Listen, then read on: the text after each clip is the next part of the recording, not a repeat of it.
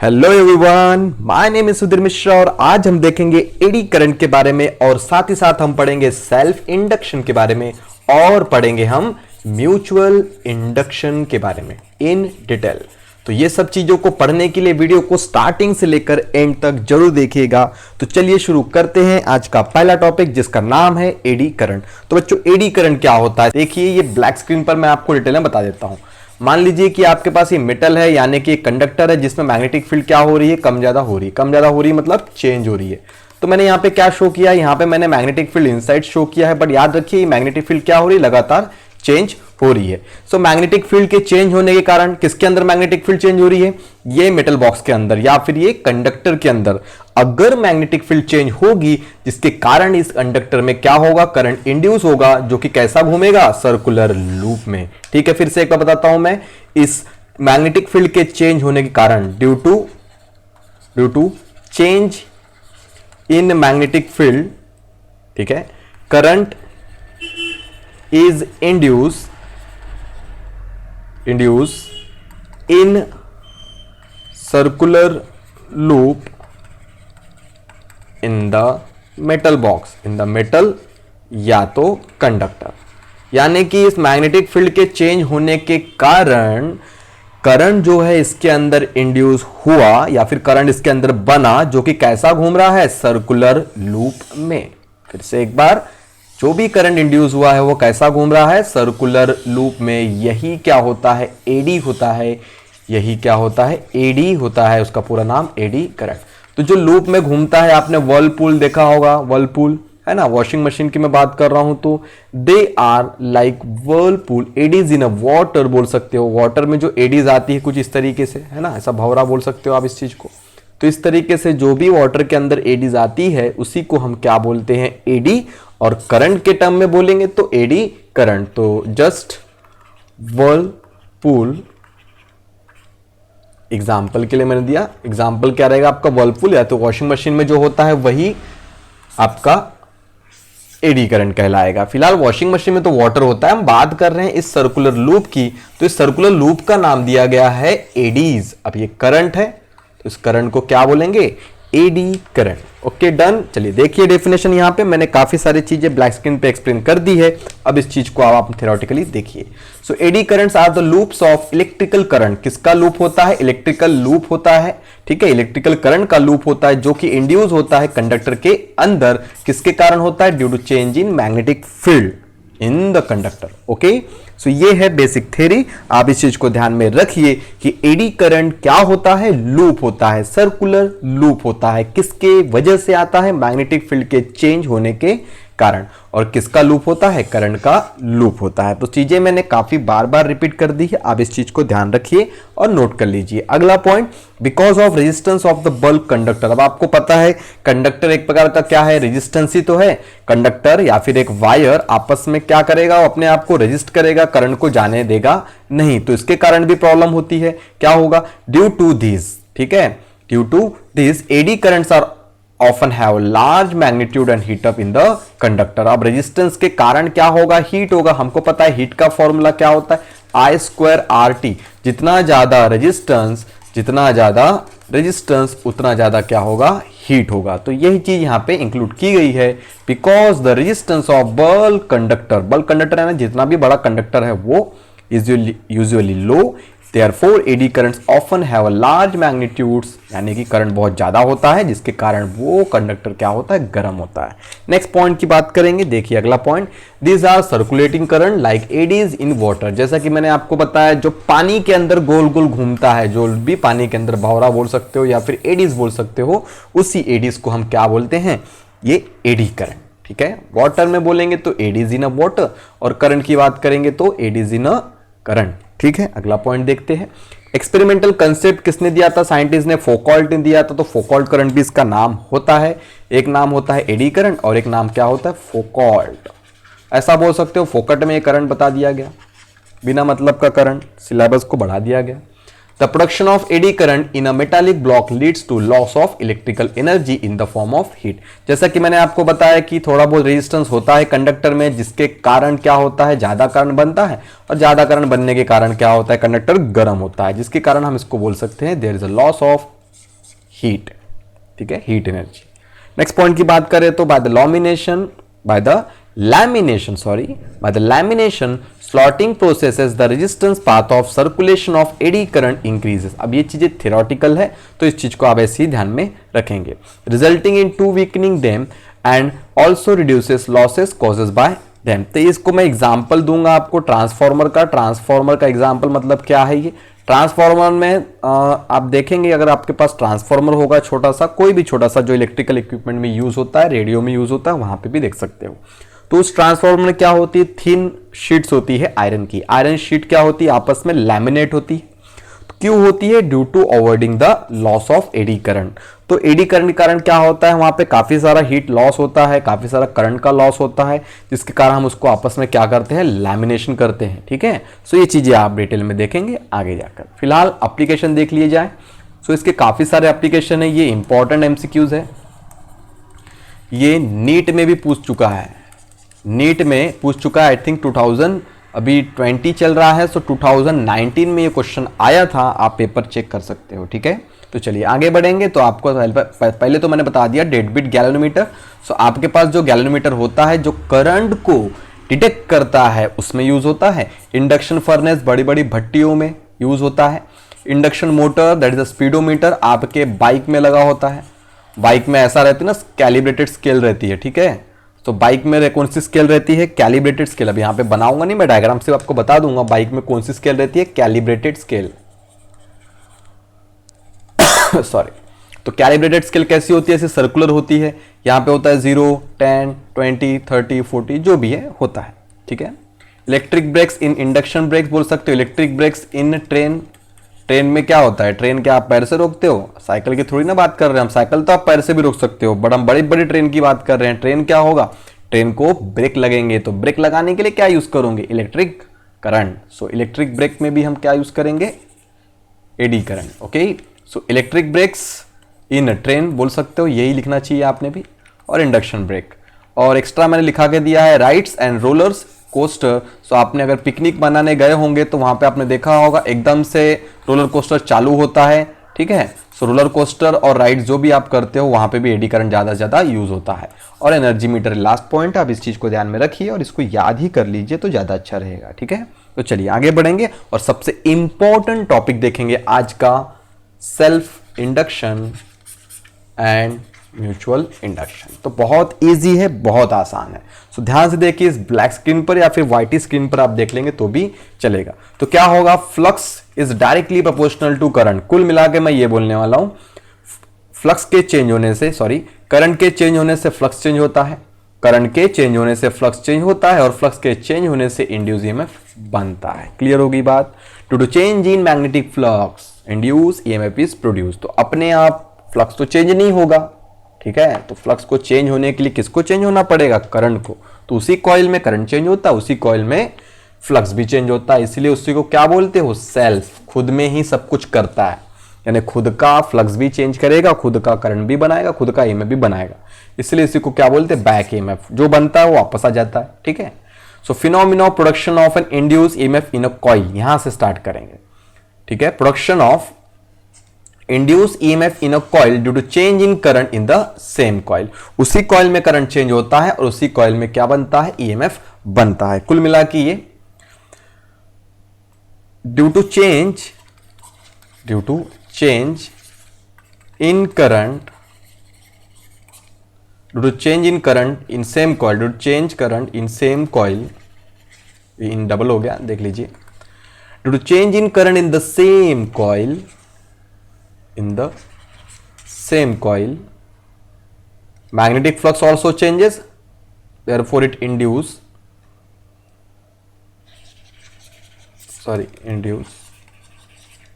EMF is produced in the same coil.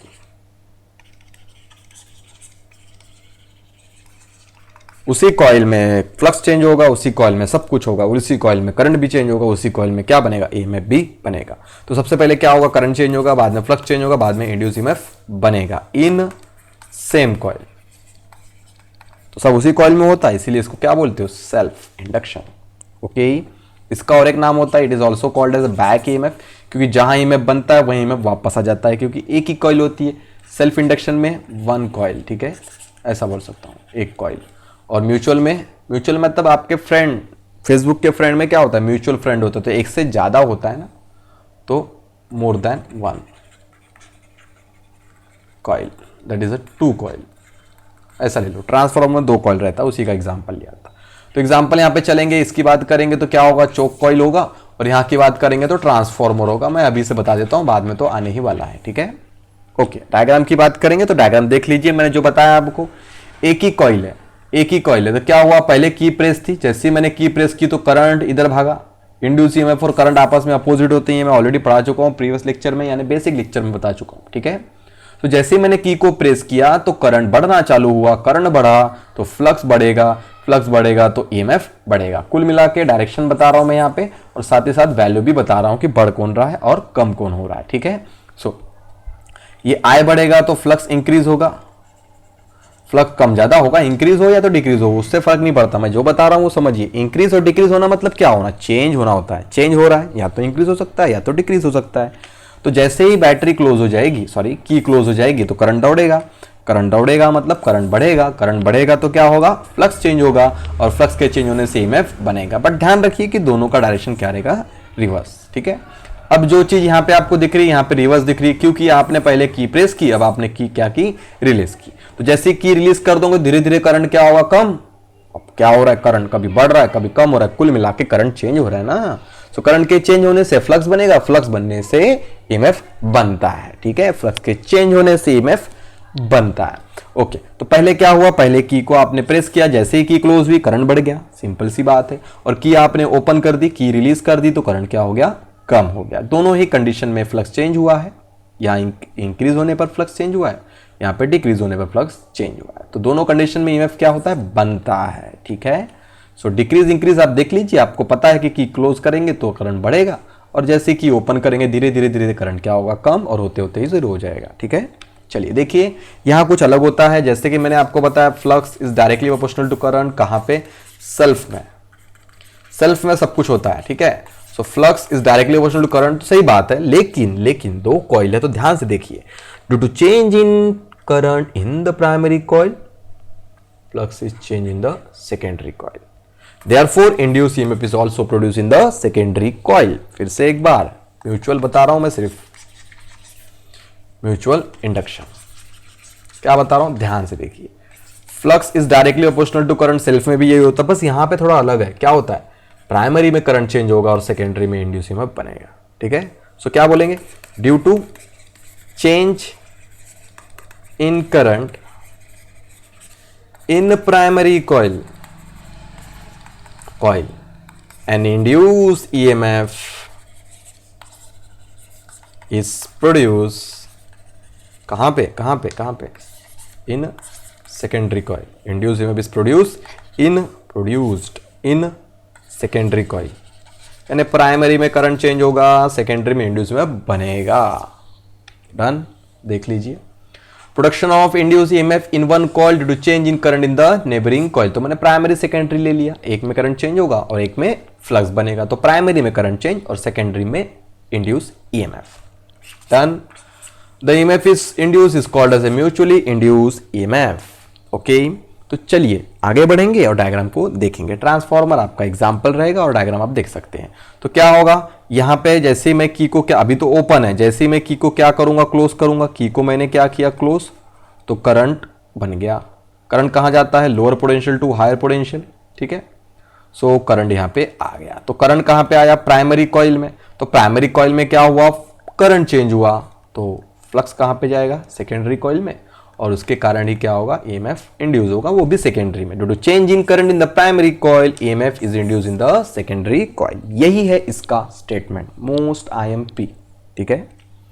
आगे बढ़ेंगे तो एक्स्ट्रा पॉइंट की तरफ बढ़ेंगे। तो पहला आपका एक्स्ट्रा पॉइंट क्या रहेगा, ये डायग्राम का एक्सप्लेनेशन। तो देख लीजिए, मैंने आपको जैसे कि बताया कि की अभी क्या है, क्लोज है, तो हमने की को क्या करना है, क्लोज, जिसके कारण करंट क्या होगा, इस प्राइमरी मतलब एक ही कॉइल है तो प्राइमरी सेकेंडरी नहीं बोलेंगे, करंट क्या होगा, इस कॉइल से दौड़ेगा। तो ठीक है, देख लीजिए इसका explanation. Consider coil is connected with battery, जो जो दिख रहा है आपको देख लीजिए, ये ई मतलब क्या है, बैटरी का सिंबल है। ईएमएफ बोल सकते हो या तो बैटरी बोल सकते हो, चलेगा। ईएमएफ बोलो या तो बैटरी, ठीक है, ईएमएफ या तो बैटरी। तो EMF E is connected with की एंड द कॉइल, ठीक है, प्लग की के कॉइल, कॉइल का नाम इंडक्टर, ठीक है, कॉइल क्या है, इंडक्टर। सो ईएमएफ ई, की के and inductor are connected as shown in the figure. Done. Next point. Since magnetic flux is linked with the coil is directly proportional to current, that is this. So आप क्या करेंगे, आप ये करेंगे, flux is directly proportional to I, तो proportionality को हटा दीजिए और constant को ला लीजिए। इस constant का नाम है self induction का coefficient। So आप बोल सकते हैं coefficient of self induction। Done. चलिए आगे बढ़ेंगे। ओके, सो ये मैंने आपको फॉर्मूला दे दिया है, आप इस चीज को देख लीजिए। तो अगर ये फ्लक्स लिंकेज रहेगा, एन फाई क्या होता है, लिंकेज, फ्लक्स लिंकेज। ओके, सो आपने देखा यहाँ पे फ्लक्स लिंकेज का भी फॉर्मूला हमें पता होना चाहिए, क्योंकि नंबर ऑफ टर्न्स के साथ तो फाई रहेगा ना, यहाँ पे नंबर ऑफ टर्न्स के साथ फाई रहेगा। अगर नंबर ऑफ टर्न्स है कॉइल में, सो फॉर्मूला कुछ ऐसा बनता है। इसको अच्छे से नोट कर लीजिए, आपको समझ में आ जाएगा। तो एल के बारे में मैंने बता दिया, एन फाई के बारे में बता दिया, number of flux linkage. Okay, चलिए आगे बढ़ेंगे। तो एक्सप्लेनेशन देखेंगे सेकंड वाले का, दैट इज ये आपका सेल्फ है और ये आपका क्या है, म्यूचुअल। तो मैंने कोशिश की है चीज़ों को डिफरेंस पे रखूं ताकि ये बड़ा सा टॉपिक आपको आसानी से समझ में आ जाएगा। आप अपनी टेक्स्ट बुक देखेंगे तो काफ़ी सारा एक्सप्लेनेशन दिया है, प्रॉपर पैटर्न में नहीं दिया है, इधर का उधर मिक्स करके दिया है। तो मैंने कोशिश की है, इतनी मेहनत करके आपके लिए नोट्स बनाई हैं और कोशिश की है कि इसको सिस्टमैटिक वे में और एक कंपैरिजन के तरीके से मैं आपको पढ़ाऊं, ताकि आपको पता चले कि सेल्फ में क्या होता है और म्यूचुअल में क्या होता है। सो पहला point, consider a primary coil P and secondary coil S। तो आपके सामने है, स्क्रीन पे देख सकते हो, primary coil P and secondary coil S, but secondary coil S is connected with galvanometer and they are placed very close to each other. बोले तो प्राइमरी और सेकेंडरी बहुत पास में है, सेकेंडरी के साथ में गैल्वेनोमीटर है, तो आप बोल ही सकते हो, क्या बोल सकते हो, consider primary coil P and secondary coil S fitted with the galvanometer and placed very close to each other as shown in figure। अब हम बात करेंगे primary coil is connected with battery E and की K। सो बोल सकते हैं, देख लो आपके डायग्राम में दिख रही है, और कैसे connected, are connected in the series. जो डायग्राम में दिख रहा है वही आपका पहला पॉइंट बनता है एक्सप्लेनेशन के लिए। आगे बढ़ेंगे। अब जैसे मैं की को क्या करूंगा, क्लोज करूंगा, तो क्या फ्लो हो जाएगा, करंट फ्लो हो जाएगा। कौन सा करंट, प्राइमरी करंट। सबको पता है लोअर पोटेंशियल से हायर पोटेंशियल की तरफ करंट जाता है, ठीक है, lower potential to higher potential. So जैसे मैंने की को क्या किया, प्रेस किया, यानी कि की को क्या किया, क्लोज किया। प्रेस मतलब क्या, क्लोज, ठीक है। तो जैसे मैंने की को प्रेस किया तो करंट क्या हुआ, आईपी फ्लो हुआ। कहां से, कॉइल पी से, जिसके कारण मैग्नेटिक फ्लक्स क्या हुआ, सेकेंडरी कॉइल में बना, जो कि यहां से लिंक्ड है, ठीक है, फाई एस यहां से लिंक है। अगर यहां करंट चेंज होगा तो यहां फ्लक्स चेंज होगा। सो वही पॉइंट की बात कर रहे हैं, therefore the magnetic flux phi S link with the secondary coil S at any time, instant and time, is directly proportional to IP. कुल मिला के ये बोला जा रहा है, ये लाइन बोली जा रही है। तो flux in secondary coil is directly proportional to current in the primary coil. Okay, देख लीजिए, थ्योरी आपके सामने है, यही मैंने आपको बताया और यही यहां पे दी गई। इतना सारा दिया है, मैं तो बोलूंगा ये याद कर लो, ये ज्यादा बेटर है, ठीक है, ये ज्यादा आसान है। ओके, अगर बात करेंगे हम नंबर ऑफ टर्न्स की तो क्या हो जाएगा, एन फाई एस कहां के टर्न्स, सेकेंडरी के turns, is directly proportional to this, और आपको पता है प्रोपोर्शनलिटी हट जाएगा। सो क्या आ जाएगा, N phi S equal to M I P. तो जैसे कि आपने इसमें देखा था कि एल का नाम कोएफिशिएंट ऑफ सेल्फ इंडक्शन, ठीक है, तो उसी तरीके से यहां पे m का नाम mutual induction, coefficient of mutual induction. Okay, चलिए आगे बढ़ेंगे और कुछ एक्स्ट्रा पॉइंट देखेंगे फैराडे के हिसाब से क्या होता है। जैसा कि आपने देखा यहाँ पे क्या क्या देखा, ये देखा, मैं सेल्फ की बात कर रहा हूं और यहाँ पे म्यूचुअल की बात करूंगा। पूरा डेरिवेशन मैं आपको दिखाऊंगा कैसे आता है। तो सेल्फ इंडक्शन और ये रहेगा आपका म्यूचुअल इंडक्शन। सो सेल्फ में क्या होता है, अकॉर्डिंग टू फैराडे सबको पता है, E इक्वल टू क्या होता है, minus D phi by D T. But अभी अभी आपको पढ़ाया ना, यहां पे भी देख लो, E equal to minus D phi by D T, same रहेगा, बस आपको सेकेंडरी और प्राइमरी पता होना चाहिए।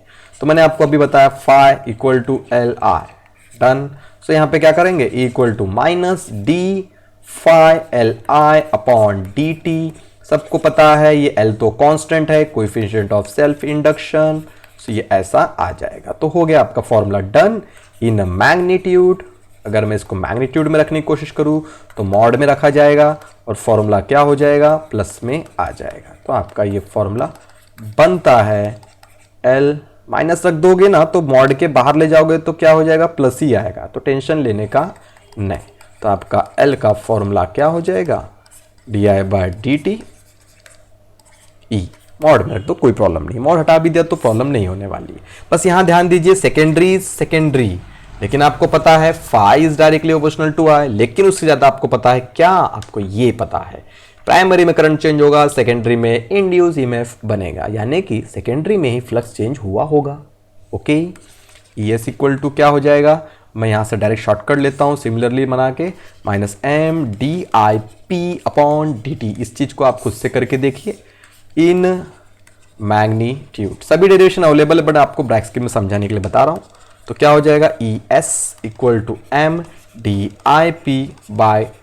इन मैग्नीट्यूड, डन। और उसी तरीके से आप m का फॉर्मूला निकाल सकते हो, E/di/dt। तो ये क्या रहेगा, आपको पता है सेकेंडरी, और ये क्या रहेगा, प्राइमरी। तो ये था आपका डेरिवेशन, काफी आसान तरीके से आप देख सकते हो, सब चीज आपके स्क्रीन पे अवेलेबल है। अच्छा, एक चीज बताना मैं भूल गया आपको, इसका यूनिट क्या होता है, हेनरी, याद रखिएगा। और इसका डायमेंशन क्या होता है, LMTI, 21, 22 आखिरी के दोनों माइनस में, ठीक है। सो इंपॉर्टेंट है, इस चीज को ध्यान में रखना चाहिए। अच्छा, दो डायमेंशन याद करो फ्लक्स के, फ्लक्स का यूनिट क्या होता है, वेबर, और एक याद रखो हेनरी या तो H, ठीक है। तो डायमेंशन की बात करो, मैं व्हाइट कलर से लिखता हूं, LMTI 21 आखिरी के दोनों माइनस में, और इसका LMTI 21 आखिरी के दोनों माइनस में। नेक्स्ट आगे बढ़ेंगे और देखेंगे L किस पे डिपेंड करता है, जो इसका फॉर्मूला उन पे डिपेंड करता है, जो इसका फॉर्मूला उन पे डिपेंड करता है, सिंपल सी बात है। एक और चीज याद रखिए, यहाँ पे नंबर ऑफ टर्न्स रहता है, सो याद रखिए, जैसे कि यहाँ पे नंबर ऑफ टर्न्स रहता है ना, सो वही नंबर ऑफ टर्न्स यहाँ पे आ जाता है। सो नंबर ऑफ टर्न्स पे डिपेंड करता है, वो चीज को देख लीजिए, नंबर ऑफ टर्न्स पे डिपेंड करता है, बिल्कुल मैंने अभी बताया। किस पे डिपेंड करता है, शेप पे डिपेंड करता है, एरिया पे। ये एमसीक्यूज है, इंपॉर्टेंट एमसीक्यूज पेपर में 1-1 मार्क के लिए आपको आएंगे। किस में आएंगे, आपके स्टेट बोर्ड की एग्जाम में आएंगे। अगर आप सीबीएसई की तैयारी करो सीबीएसई में आएंगे, और अगर आप स्टेट बोर्ड की तैयारी कर रहे हो स्टेट बोर्ड, यानी कुल मिला के ये थियोरेटिकली 1 मार्क के लिए आता है और एमसीक्यूज में भी आता है। So number of turns, shape and area पे डिपेंड करता है, और सबसे इंपॉर्टेंट परमिएबिलिटी पे डिपेंड करता है, कुल मिला के म्यू पे डिपेंड करता है। और म्यू क्या है, वो मटेरियल से जुड़ा हुआ है, यानी वो आयरन का है, कॉपर का है, वो किसका मटेरियल है, इस चीज पे डिपेंड करता है। Okay, next point. सो इसी चीज को मैंने एक्सप्लेन कर दिया है, अब आप इस चीज को स्टेप बाय स्टेप प्रॉपरली देख लेंगे। दोनों के दोनों इंडक्शन है, दोनों के दोनों का यूनिट हेनरी होना चाहिए। सो बिल्कुल यहाँ पे हेनरी है, और हेनरी का डायमेंशन LMTI 21, 22 आखिरी के दोनों माइनस में। इस आई की जगह पे आप ए ले सकते हो, इस करंट की जगह पे आप एम्पियर का ए ले सकते हो। सो एम किस पे डिपेंड करता है वो देख लीजिए। अब वैसे ही सही बात है यहाँ पे। अब देखिए, आपको मैंने बताया कि 2 कॉइल है, दोनों कॉइल पे डिपेंड करेगा, तो 2 कॉइल के नंबर ऑफ टर्न्स पे डिपेंड करता है। किस पे डिपेंड करेगा, LP एंड LS बोले तो प्राइमरी कॉइल खुद में एक है मतलब क्या, सेल्फ है, तो इसलिए मैंने LP लिख दिया। या फिर बोल सकता हूँ depend on both the coil मतलब P एंड S। सो एक कॉइल है ना, प्राइमरी एक ही कॉइल है हमारे पास, और सेकेंडरी एक ही कॉइल है, तो इसलिए मैंने L लगा दिया। एक रहता है तो L लगाते हैं, ठीक है। एरिया एंड शेप पे डिपेंड करता है, मटेरियल पे डिपेंड करता है, मटेरियल। रिलेटिव परमिएबिलिटी बोलते हैं इसको, क्या बोलते हैं, परमिएबिलिटी ऑफ द मीडियम, और इसको क्या बोलते हैं, रिलेटिव परमिएबिलिटी, ठीक है। और ये डिस्टेंस पे डिपेंड करता है, डिस्टेंस पे डिपेंड करता है, मैंने आपको बताया वहां पे दोनों के बीच में क्या होती है, गैप। फिलहाल हमारे इसमें क्या थी, गैप बहुत कम थी। सो ये D बहुत कम होने से M बहुत ज्यादा होता है, तो कुल मिला के D को बढ़ाएंगे तो M को क्या कर देंगे, कम। सो म्यूचुअल इंडक्शन कब कम होता है, जब डिस्टेंस बहुत ज्यादा होता है। तो आप बोलेंगे सर ऐसा कैसे, तो ऐसा कैसे देख लीजिए, ये आपका प्राइमरी, क्या ये आपस में बात कर सकते हैं, क्या ये आपस में बात कर सकते हैं क्या, M इज लेस, बिकॉज इनके बीच की जो गैप है D है ये ज़्यादा है। अब मैं इसकी बात करता हूँ, डी ज़्यादा है तो एम कम है, समझ गया ना, कॉमन सेंस है यहाँ पे। अब क्या आपस में ये कम्युनिकेट कर सकते हैं, क्या ये आपस में इंडक्शन कर सकते हैं, क्या ये आपस में बातचीत कर सकते हैं? अरे दूरियां आपने बढ़ा दी तो ये बातचीत कैसे करेंगे? इनको पास पास लेके आओ। चलो इनको जो करना है अभी करेंगे। क्या करना है इनको? इंडक्शन करना है, ठीक है। तो आपस में आराम से कम्युनिकेट कर सकते हैं, आपस में फ्लक्स आराम से चेंज कर सकते हैं।